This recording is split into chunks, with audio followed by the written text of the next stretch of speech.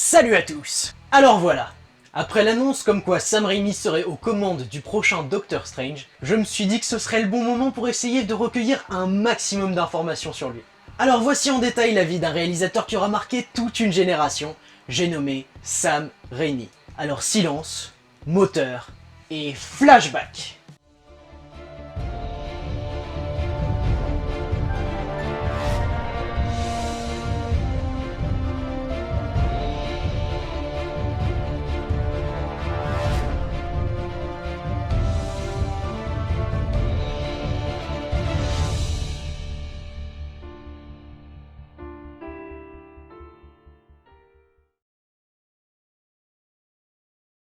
Samuel Marshall Raimi naît le 23 octobre 1959 à Royal Oak dans l'état du Michigan. Troisième d'une famille de 5 enfants, Sam grandit proche de ses frères et sœurs. Mais en 1968, alors qu'il est âgé de 9 ans, il va perdre son frère aîné Sanders qui meurt d'une noyade accidentelle à seulement 15 ans.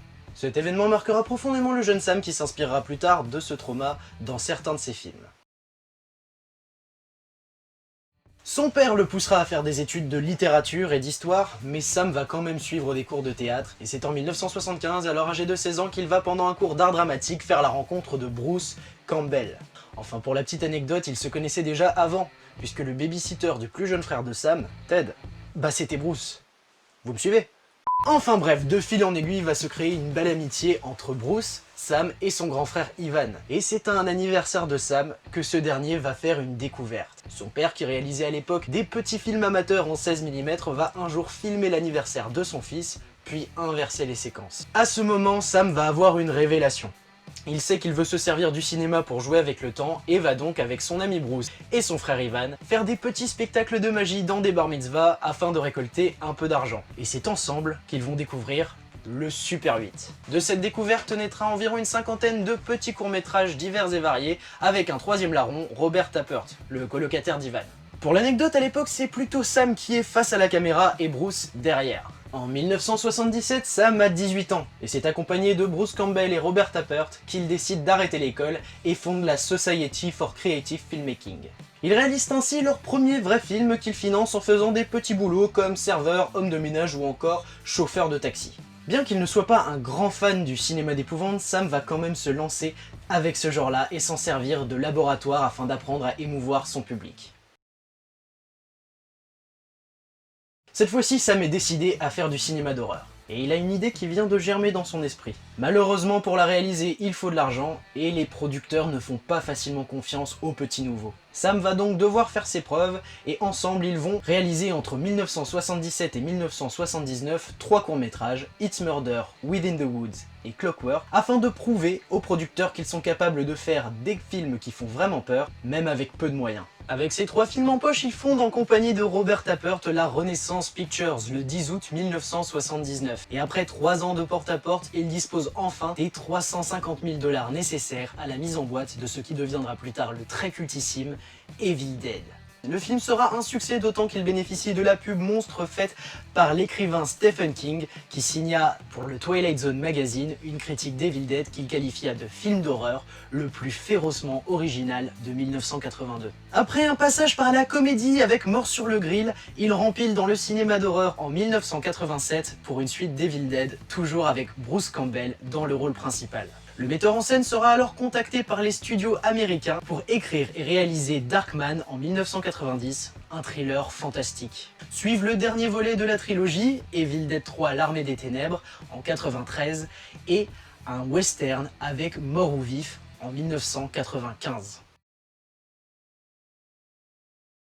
Nous sommes en 1999 lorsque la Columbia récupère enfin les droits d'adaptation de Spider-Man et cherche un réalisateur, James Cameron n'étant plus intéressé, fatigué par toutes les procédures juridiques qui ont entraîné la récupération des droits. Sam Raimi, alors grand fan de l'homme araignée depuis son enfance, va devoir convaincre la Columbia de sa connaissance du comics, n'étant que 18e nom en bas d'une longue liste de réalisateurs prévus pour le film. Mais voilà, après de nombreuses nuits blanches passées à relire les comics de Stan Lee et faire des recherches sur la toile, il va préparer une argumentation béton. Et malgré l'échec de Pour l'amour du jeu et l'accueil mitigé d'Intuition, il va réussir à persuader les producteurs qu'il ne faut pas se contenter d'une succession d'effets spéciaux, mais bien se concentrer sur le côté humain de Spider-Man. Avec cette argumentation, il va donc convaincre les producteurs de chez Columbia et Sony, et va réaliser le film pour une sortie prévue en 2002. Merci pour la bonne nouvelle. C'est d'ailleurs lors du tournage de ce film qu'il va faire la rencontre de James Franco, avec qui il se lie d'amitié, et tournera quelques années plus tard le monde fantastique d'Oz. Maintenant que le film est entre les mains de Sam, Avi Arad, alors producteur chez Marvel, va lui demander d'incorporer Stan Lee au film. Ce à quoi Raimi va répondre « Pas moyen, je connais Stan, il est incapable de jouer la comédie ».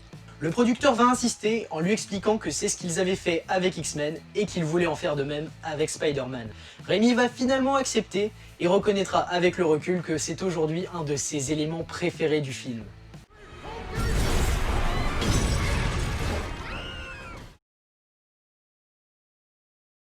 Certains ont comme porte-bonheur un trèfle à 4 feuilles, d'autres une simple pièce. Sam Raimi lui voit les choses en plus grand puisque le sien est une 1973 Oldsmobile Delta 88.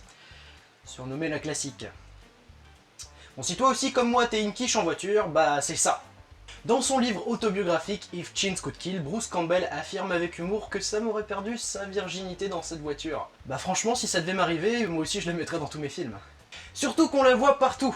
De la voiture d'âge dans Evil Dead à celle de l'oncle Ben dans Spider-Man, la classique fait même une apparition dans Le Monde Fantastique d'Oz, un film censé se passer dans les années 30.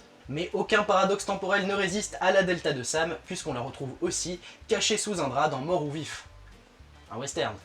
Je vous le rappelle quand même, hein, à l'époque, la voiture la plus rapide, bah c'est ça. Ça ressemble pas beaucoup à une Oldsmobile, hein. En parlant de caméos, les films Spider-Man en sont remplis, et c'est presque toute la vie du réalisateur qu'on retrouve dedans. De son frère Ted qui incarne le fameux Hoffman, Oui.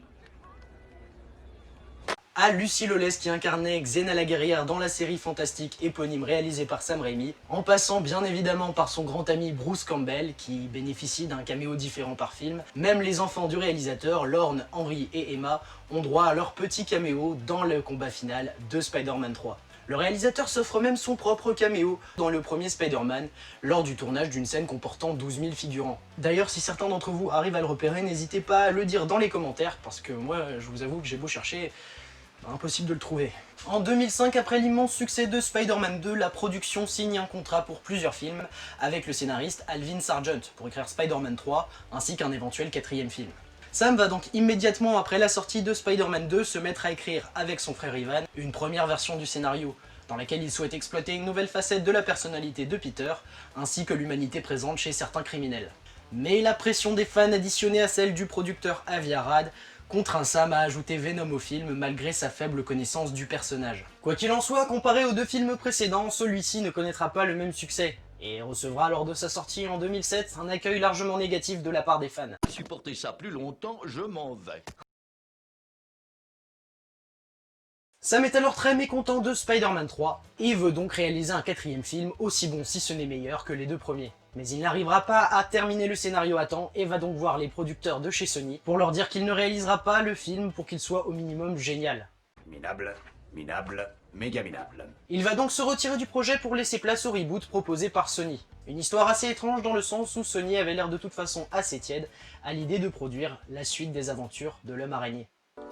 Oula, c'est tiède. Le studio annoncera par la suite que Vanderbilt avait déjà travaillé en parallèle sur un reboot du personnage, The Amazing Spider-Man, où l'on retrouve le fameux lézard tant voulu par Sony.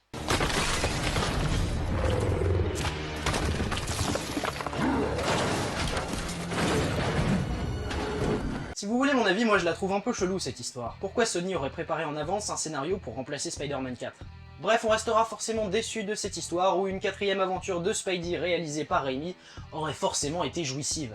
Dans les années qui vont suivre, Sam va davantage se tourner vers la production avec un remake d'Evil Dead en 2013, un autre de The Grudge en 2020, Poltergeist ou encore Crawl en 2019 avec Kaya Scodelario.